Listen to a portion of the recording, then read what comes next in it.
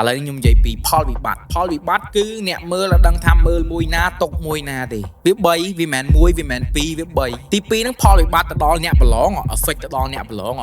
ឡងគឺគោជើងគ្នាយកហ្មងហើយធ្វើឲ្យអ្នកគ្រប់គ្រងក៏ដូចជាធ្វើឲ្យអ្នកតាមដានហ្នឹងអត់ដឹងថាគួរតាមដានសូមួយណាຕົកមួយណា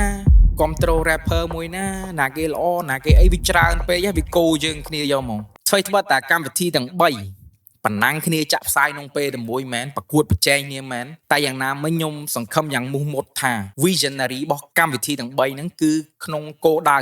purpose គោលបំណងតែមួយគឺចង់ផ្ដល់ឱកាសដល់អ្នកមានសមត្ថភាពពិតឲ្យពួកគាត់បានមកបង្ហាញទេពកោសល្យរបស់ពួកគាត់នៅលើឆាកនៅលើទីផ្សារសេរីហើយខ្ញុំសង្ឃឹមទៀតថាសូទាំង3ហ្នឹងកម្មវិធីទាំង3ហ្នឹងនឹងរួមគ្នាជាធ្លុងមួយដើម្បីឲ្យវិស័យ hip hop នៅក្នុងប្រទេសកម្ពុជារបស់យើងទទួលស្គាល់យ៉ាងពិតប្រាកដ